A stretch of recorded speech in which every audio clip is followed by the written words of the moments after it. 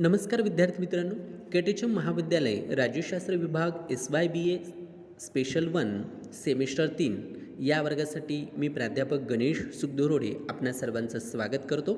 विद्यार्थी मित्रांनो, पाश्चिमात्य राजकीय विचार या विषयाच्या अंतर्गत पहिले जे विचारवंत आहेत ते म्हणजे प्लेटो. त्यांच्या संदर्भात आपण मागील भागात चर्चा करत आहोत आणि आजच्या भागात आपण प्लेटोच्या शिक्षणविषयक आणि न्यायविषयक विचारांची चर्चा करणार आहोत.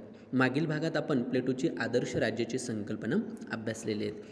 प्लेटोच्या शिक्षणविषयक जे विचार आहेत सर्वसाधारण त्याने दी रिपब्लिक या ग्रंथामध्ये शिक्षणविषयक विचार आपल्याला मांडलेले दिसून येतात आणि न्यायपूर्ण समाजाच्या निर्मितीसाठी स्वतःच्या कामाचं आचरण कोणतं आहे याचं ज्ञान प्रत्येक व्यक्तीला शिक्षणातून मिळावं अशी प्लेटोची भूमिका होती.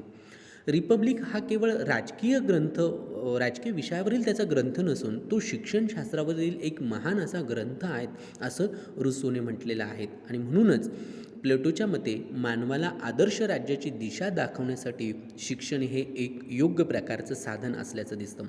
शिक्षणामुळे व्यक्तीला आपल्या कर्तव्याची जाणीव होऊन आदर्श राज्याची स्थापना करणं शक्य होईल.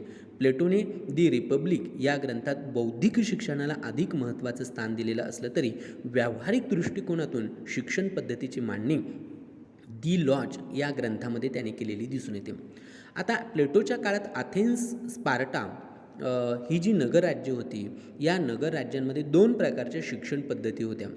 अथेन्स खाजगी व व्यक्तिगत स्वरूपाची सोफिस्टांची म्हणजे शिक्षण देणारा एक वर्ग, त्याला सोफिस्ट असं म्हटलं जातं, त्यांची एक शिक्षण पद्धत होती आणि व्यक्तीच्या सुप्त गुणांचा विकास साधणारी पद्धत होती. समाजाच्या विकासासाठी हितासाठी सामाजिक व राजकीय दृष्टिकोनातून राज्यसंस्थेच्या नियंत्रणाखाली ही शिक्षण पद्धत सुरू होती.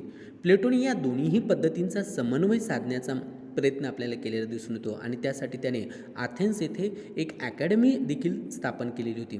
त्याच काळात संपूर्ण ग्रीस देशातून तरुण विद्यार्थी प्लेटोच्या अकादमीमध्ये शिक्षण घेण्यास आपल्याला येताना दिसून येतात.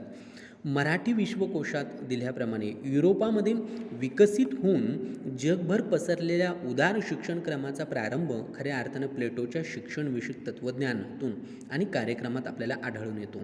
शारीरिक व्यायामाने शरीर निरोगी आणि सुदृढ करणं, संगीत, साहित्य इत्यादी कलांद्वारे भावनांना आणि इच्छांना वळण देऊन संयम व धैर्य हे गुण रुजवणं आणि शास्त्रांच्या अभ्यासांद्वारे विवेक शक्ती विकसित करणं हे या शैक्षणिक कार्यक्रमाचे प्रमुख घटक आपल्याला असल्याचं दिसून येतं. त्यामुळे प्लेटोच्या मते न्याय हा जर राज्याचा आधार आहे आणि न्याय म्हणजे वेगवेगळ्या वर्गांनी आपापल्या कर्तव्याचं पालन करणं हे जर आहे तर हे वर्ग आपापल्या कर्तव्यांचं तेव्हाच पालन करू शकतील जेव्हा त्यांना आपल्या कर्तव्याचं ज्ञान होईल. कर्तव्याचं ज्ञान शिक्षणानेच होऊ शकते. मानवाला आदर्श राज्याची दिशा दाखवण्यासाठी शिक्षण हेच योग्य साधन आहेत. साम्यवादापेक्षा प्लेटोने शिक्षणावर आपल्याला अधिक भर दिलेला दिसून येतो आणि म्हणून शिक्षणामुळे मानवाच्या मूळ प्रवृत्तीत बदल घडू शकतो आणि स्वार्थाची भावना विसरून परोपकाराची भावना त्याच्यात वाढीस लागू शकते. म्हणून शिक्षण हे आदर्श राज्यामध्ये प्लेटोने महत्त्वाचं मानलं. अर्नेस्ट बार्कर यांच्या मते व्यक्तीला चांगलं जीवन जगता येण्यासाठी परिस्थिती ही शिक्षणानेच निर्माण होऊ शकते. प्लेटोच्या शिक्षण पद्धतीवरील स्पार्टा आणि अथेन्सच्या शिक्षण पद्धतीचा प्रणालींचा प्रभाव आपल्याला असल्याचं दिसून येतो. मग प्लेटोच्या शिक्षण पद्धतीचा उद्देश काय होता तर तो देखील आपल्याला बघणं गरजेचं ठरेल. खरं तर त्याच्या शिक्षण पद्धतीमध्ये समाजातील वेगवेगळ्या वर्गात कर्तव्याची भावना निर्माण करणं ही एक महत्त्वपूर्ण उद्देश आपल्याला त्याच्या शिक्षण पद्धतीमध्ये असल्याचं दिसून येतो. दुसरं म्हणजे की व्यक्तींमध्ये समाजहिताची भावना निर्माण करणं, व्यक्तींचा बौद्धिक विकास घडवून आणणं आणि सत्य शोधनाला चालना देणं ही प्लेटोच्या शिक्षण पद्धतीचा मुख्य उद्देश आपल्याला असल्याचं दिसून येतं. मग प्लेटोच्या शिक्षण पद्धतीची वैशिष्ट्ये काय होती तर ती वैशिष्ट्ये देखील आपल्याला त्यामध्ये सांगता येतील. प्लेटोने आपल्या शिक्षण पद्धतीत अथेन्स व स्पार्टाच्या शिक्षण पद्धतीतील गुण एकत्रित केलेले होते आणि अथेन्सच्या बौद्धिक शिक्षणाला त्यांनी स्पार्टाच्या शारीरिक शिक्षणाची जोड दिलेली होती. म्हणजे अथेन्सच्या शिक्षणाचं व्यक्तिगत आणि स्पार्टाच्या शिक्षणाचं सामाजिक रूप यांचा योग्य समन्वय त्याने आपल्या शिक्षण पद्धतीत साधलेला दिसतो. प्लेटोची शिक्षण पद्धत ही अनिवार्य आहे. शिक्षणाने व्यवस्थापन राज्याकडून होणं हे आवश्यक आहे आणि त्यामुळे संपूर्ण राज्यात शिक्षण हे एकसारखं राहील, हे एक महत्त्वपूर्ण वैशिष्ट्य त्याचं शिक्षणाचं सांगता येतं. तिसरं म्हणजे स्त्री पुरुष यांच्यात शिक्षणाचे समर्थन प्लेटोने आपल्याला केलेले दिसून येतं. राज्याच्या निर्मितीमध्ये पुरुषांइतकाच स्त्रियांचाही सहभाग असला पाहिजे. स्त्रियांची उपेक्षा करून कोणतंच राज्य हे आदर्श बनू शकत नाही, हे एक त्याच्या शिक्षण पद्धतीचं महत्त्वपूर्ण वैशिष्ट्य दिसतं की स्त्रियांनासुद्धा शिक्षणात स्थान त्यांनी दिलेलं दिसतं. प्लेटोची शिक्षण पद्धत केवळ ही शासक आणि सैनिक वर्गांसाठीच आहे. उत्पादक वर्गांसाठी शिक्षणासाठी त्याने कोणताही विचार केलेला नाही. म्हणजे प्लेटोने जरी अनिवार्य शिक्षण पद्धत असा शब्द प्रयोग केला असला तरी याचा अर्थ सर्व व्यक्ती असा त्यात होत नसून ज्या व्यक्ती शिक्षण घेण्यास योग्य आहेत असाच त्याचा अर्थ होतो. म्हणजे प्लेटोच्या मते श्रमिक आणि उत्पादक यांच्यात शिक्षणाची आवड नसते, म्हणजे त्यांना शिक्षणामध्ये स्थान नको असं प्लेटो त्याच्यामध्ये म्हणतो. ही काही महत्त्वपूर्ण वैशिष्ट्ये त्याच्या शिक्षणविषयक पद्धतीची आपल्याला सांगता येतात. मग प्लेटोची शिक्षणविषयक योजना काय होती तर ती देखील आपण समजून घेऊ. शिक्षणाचे प्लेटोने प्राथमिक शिक्षण आणि उच्च शिक्षण असे 2 टप्पे तो करतो. या वर्गीकरणाचा मुख्य आधार त्याने काय केला तर वय ह्या निकषावर त्यांनी हे वर्गीकरण केलं. याचबरोबर व्यक्तीचा वर्ग हा देखील एक आधार त्याने केलेला दिसून येतो. प्राथमिक शिक्षण हे किशोर अवस्थेपर्यंत दोन्ही वर्गांना दिलं जातं, परंतु उच्च शिक्षण हे प्रौढ अवस्थेतील शासक वर्गांसाठीच असतं. ही गोष्ट मात्र आपल्याला महत्त्वपूर्ण सांगता येईल. मग प्राथमिक शिक्षण जो पहिला टप्पा होता त्याविषयी आपण माहिती घेऊ. प्राथमिक शिक्षणाचा उद्देश भावनांना दूर करून चारित्र्य निर्मिती करणं हा प्लेटोच्या शिक्षणाचा मुख्य उद्देश दिसतो. प्राथमिक शिक्षण 3 भागांमध्ये विभागलेलं होतं. पहिला जो भाग होता तो म्हणजे वयाच्या 6व्या वर्षापर्यंतचं शिक्षण. आता यामध्ये मुलांना नैतिक व धार्मिक शिक्षण दिलं जात होतं.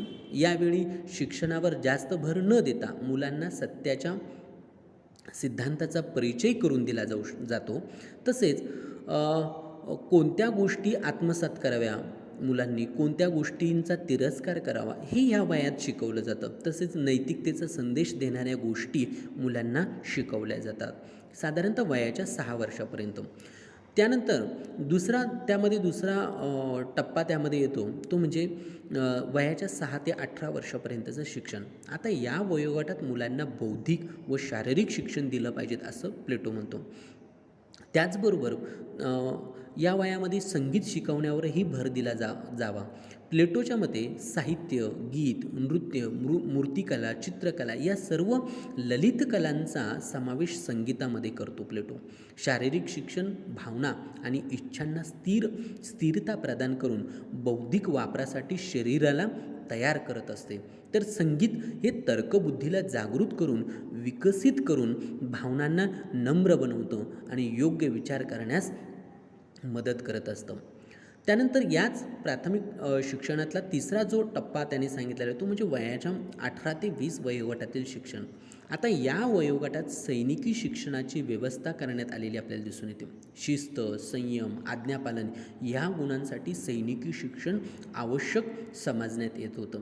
प्लेटोने संरक्षक वर्गाच्या आवश्यक गुणांच्या विकासासाठी साहित्य आणि संगीतावर बंदी घालण्याची सूचना केलेली दिसून येते. अशा प्रकारे त्याने 2 वर्षांचे सैनिकी शिक्षण दिलं जाईल. अपव्यय, नुकसान यावर बंदी घालून आत्मिक बळाला भक्कम केलं जाईल. प्लेटोच्या मते अथेन्सच्या व्यवहारावर प्लेटोने जोर दिलेला दिसून येतो, जिथे वयाच्या 17-18 वर्षापासून तर 20 वर्षापर्यंत सैनिकी सेवा ही अनिवार्यतेने आपल्याला केलेली दिसून येते.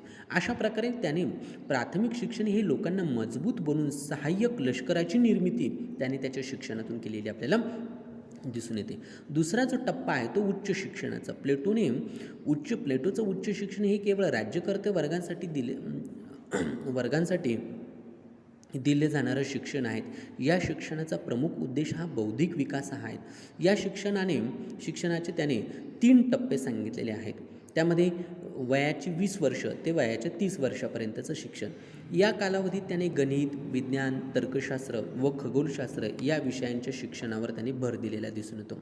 ज्याला गणित, भूमिती येत नाही त्याने अकादमीत प्रवेश करू नयेत असं त्याने अकादमीच्या प्रवेश द्वारावर लिहिलेलं आपल्याला दिसून येतं. म्हणून ही जी अकादमी आहेत ही खऱ्या अर्थानं उच्च शिक्षण देणारी अकादमी आहेत असं त्यांनी सांगितलेलं आपल्याला दिसून येतं. त्यानंतर वयाच्या 30 वर्ष ते 35 वर्षापर्यंतचं शिक्षण. प्लेटोच्या मते वयाच्या 30व्या वर्षी एक परीक्षा होईल आणि यात उत्तीर्ण झालेले विद्यार्थीच हे पुढील शिक्षण घ्यायला पात्र असतील. यात द्वंद्वात्मक ज्याला आपण डायलेक्टिक म्हणतो आणि तत्त्वज्ञानाचा अभ्यास त्यामध्ये केला जाईल. चांगुलपणाचे विचार, अस्तित्वाच्या प्राथमिक सिद्धांताचे अध्ययन त्यामध्ये केलं जाईल. त्यांना शासनाच्या व्यवहाराचा आंशिक अनुभव प्राप्त होईल या शिक्षणानं आणि ते सैनिक आणि राजकीय जीवनात 35 वर्षापर्यंत सहाय्यक पदांवर त्यामध्ये राहतील. त्यानंतर वयाची 35 वर्ष ते वयाची 50 वर्ष हा त्याने उच्च शिक्षणातला तिसरा टप्पा त्याने सांगितलेला आहे. प्लेटोच्या मते या कालावधीमध्ये व्यावहारिक शिक्षणावर भर दिला जावा. अर्थात ही आयुष्यभर चालू राहणारी शिक्षण प्रक्रिया आहेत असेही तो समजतो. 35 ते 50 या वर्षामध्ये ही जी असे 15 वर्षे हे शिक्षण चालेल आणि तत्त्वज्ञ 50 वर्षाच्या वयापर्यंत पूर्ण पद्धतीने तयार होईल. तो आपल्या कालावधीचा जास्तीत जास्त वेळ राजकीय जबाबदाऱ्या व त्याचबरोबर तत्त्वज्ञानामध्ये लावेल असे प्लेटोला वाटतं. यामुळे तो चांगल्या बाबींचा विचार आत्मसात करेल आणि त्यामुळे तो समाजाच्या प्रगतीसाठी लायक बनेल. प्लेटोच्या मते उच्च शिक्षण पूर्ण केल्यानंतर व्यक्तींना अंतिम सत्याचं ज्ञान झालेलं असेल. या व्यक्ती खऱ्या अर्थानं ज्ञानसंपन्न असतील असं म्हणतो आणि त्यामुळे राज्यकर्ते निर्माण करण्यास सर्वस्वी योग्य असतील असंही प्लेटोला वाटतं. प्रशिक्षणाचा अर्थ जाणून घेणे सेबाईन या विचारवंताने प्लेटोच्या ह्या शिक्षण पद्धतीविषयी मत व्यक्त केलेलं आहे आणि तो असं म्हणतो की प्रशिक्षणाचा अर्थ जाणून घेणं आणि काय शिकवलं पाहिजेत आणि काय करायला शिकलं पाहिजेत असं म्हणून चालणार नाही की प्राप्त झालेल्या ज्ञानाचं केवळ शिकवलं जाईल. त्याची आवश्यकता आहे ती अधिक ज्ञानाची आणि म्हणून प्लेटोचं वैशिष्ट्य हेच आहे की त्याने प्रशिक्षणाला संशोधक, निर्मिती आणि वैज्ञानिक बाबींना जोडलेलं आपल्याला दिसून येतं. म्हणून रिपब्लिकमध्ये उच्च शिक्षणाच्या त्याच्या सिद्धांताचे हे मोठेपण आहे असं सेबाईन यांनी त्यामध्ये म्हटलेलं आहे. हिटर हा विचारवंत देखील त्याबद्दल काही मतं मांडतो. त्याच्या मते की प्लेटो आणि ॲरिस्टॉटल ह्या दोघांसाठी शिक्षणाचा मूळ उद्देश हे नागरिक मूल्य प्रदान करणं असं होतं. शिक्षणात राज्यशास्त्राशिवाय नैतिक उदार शिक्षण दिलं जावं. त्यातून न्यायप्रिय, जबाबदार आणि स्वविवेकी मेंदूची निर्मिती केली जावी जे जनसामान्यांच्या समस्यांविषयी संवेदनशील असेल असं हिटरने त्यामध्ये म्हटलेलं आहे. एकूणच प्लेटोच्या शिक्षण पद्धतीचे गुणदोषांची सुद्धा आपल्याला त्यामध्ये चर्चा करता येईल. प्लेटोच्या शिक्षण पद्धतीचे गुण काय होते तर प्लेटोने वेगवेगळ्या वयातील व्यक्तींसाठी वेगवेगळ्या प्रकारची शिक्षण व्यवस्था निर्माण केलेली दिसून येते. शिक्षणाच्या अभ्यासक्रमामध्ये जीवनाच्या प्रत्यक्ष क्षेत्रांशी संबंधित असलेल्या विषयांचा समावेश त्यामध्ये त्याने केलेला दिसून येतो. त्याचबरोबर प्लेटोच्या शिक्षण योजनेत ज्या वर्गाला जे शिक्षण आवश्यक आहे ते त्याला दिलं जावं. उदाहरणार्थ तत्त्वज्ञ शासकाला तत्त्वज्ञानाची आवश्यकता असते त्याला ते दिलं जावं. तसेच सैनिकाला शारीरिक शिक्षणाची आवश्यकता असते त्यामुळे त्याला शारीरिक शिक्षण दिलं जावं. अशी एक व्यवस्था त्याच्या शिक्षण योजनेत दिसून येते. प्लेटोच्या शिक्षण योजनेचा कार्यक्रम हा जीवनभर आपल्याला चालण्याचा दिसून येतो. प्लेटोने आपल्या शिक्षण योजनेत स्त्री पुरुषांना समान असं स्थान दिलेलं दिसून येतं. तत्कालीन अथेन्समध्ये स्त्रियांचे कार्य हे 4 भिंतींदरम्यानच होतं आणि म्हणून प्लेटोने स्त्रियांना शिक्षणाने जी संधी दिली ती खऱ्या अर्थानं त्याने टाकलेले क्रांतिकारक पाऊल असं आपल्याला म्हणता येईल. त्याचबरोबर प्लेटोच्या शिक्षण व्यवस्थेमध्ये मानवाचा भौतिक आध्यात्मिक विकास होण्यासाठी हे शिक्षण आवश्यक असल्याचं आपल्याला दिसून येतं. मानवाची सर्वांगीण प्रगती या शिक्षणात आपल्याला असल्याचे दिसून येते. शिक्षणाद्वारे उत्तम शासक निर्माण करणं तसेच शासनासाठी विशिष्ट योग्यता व शिक्षण आवश्यक आहे हे प्लेटोने सर्वसामान्य पर्यंत पटवून दिलेले आपल्याला दिसून येते. म्हणून प्लेटोच्या शिक्षण व्यवस्थेत अनेक असे गुण आपल्याला सांगता येतात. तसंच त्याच्या शिक्षण व्यवस्थेतले काही आक्षेप घेतले जातात त्यातले दोष देखील मांडले स्पष्ट केले जातात. खऱ्या अर्थाने प्लेटोने आदर्श राज्य निर्माण करणाऱ्या दृष्टिकोनातून शिक्षण योजना बनवलेली होती. तरी पण तिच्यात बऱ्याच अशा कमतरता होत्या, दोष आपल्याला असल्याचे दिसून येतात. म्हणून त्याच्या शिक्षण व्यवस्थेवर मोठ्या प्रमाणात आक्षेप घेतले जातात. प्लेटोने आदर्श राज्य निर्मितीच्या सैद्धांतिक तत्वाकडे लक्ष दिलेलं आपल्याला दिसत नाही, परंतु व्यावहारिक तत्वाकडे त्याने दुर्लक्ष केलेलं दिसतं. म्हणजे तत्त्वज्ञ ही गोष्ट त्यांनी महत्त्वाची मांडली, पण व्यावहारिक गोष्ट ही त्याच्या शिक्षणात दिसत नाही. प्लेटोचं शिक्षण पद्धतीवर काही टीका केल्या जातात. त्यातल्या प्रमुख टीका म्हणजे असं सांगता येईल आपल्याला, की प्लेटोने आपली शिक्षणाची योजना मांडताना संपूर्ण समाजाकडे लक्ष दिलेलं नाही. त्याच्या शिक्षण पद्धतीत उत्पादक वर्गाला कोणतंच स्थान नाही. या वर्गाला शिक्षणाची आवड नसते. या आधारावर प्लेटोने त्यांना शिक्षणापासून दूर ठेवलं. म्हणजे प्लेटोने शिक्षणाचे एवढे महत्त्व सांगून उत्पादक वर्गाकडे दुर्लक्ष केलं, याचं मात्र आश्चर्य वाटतं. दुसरं असं की प्लेटोने शिक्षण पद्धतीमध्ये पुढील गणितावर जास्त भर दिलेला आपल्याला दिसून येतं. साहित्य, कला यांना योग्य स्थान त्याने दिलेलं नाही. वास्तविक शासन ही सुद्धा एक कलाच असते आणि म्हणून ही एक मर्यादा त्याच्या या शिक्षण व्यवस्थेची सांगता येईल. त्यानंतर प्लेटोचे शिक्षण एका साच्यातील आपल्याला असल्याचं वाटतं. त्यामुळे विविधतेचा बळी त्यामध्ये आपल्याला गेलेला दिसून येतो. पण व्यक्ती स्वातंत्र्याचाही संकोच त्यामध्ये आपल्याला झालेला दिसून येतो. प्लेटोने शिक्षणाचा विचार करताना राज्यापुढे व्यक्तीला गौण स्थान दिलेलं दिसून येतं. व्यक्तीमुळे व्यक्ती विकासाचे उद्दिष्ट साध्य होणं हे कठीण आहे. ही आपल्याला त्याच्या शिक्षणावर एक महत्त्वपूर्ण आक्षेप आपल्याला असल्याचं दिसून येतो.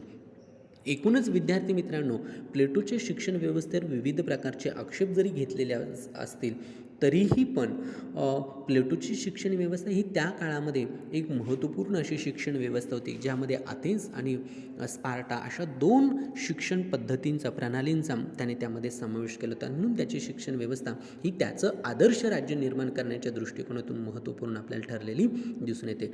विद्यार्थी मित्रांनो, आजच्या भागामध्ये आपण इथे थांबूया. पुढील भागामध्ये आपण प्लेटोचे न्यायविषयक विचार काय आहेत त्याची आपण माहिती घेऊया. तोपर्यंत थांबूया. सर्वांचे धन्यवाद.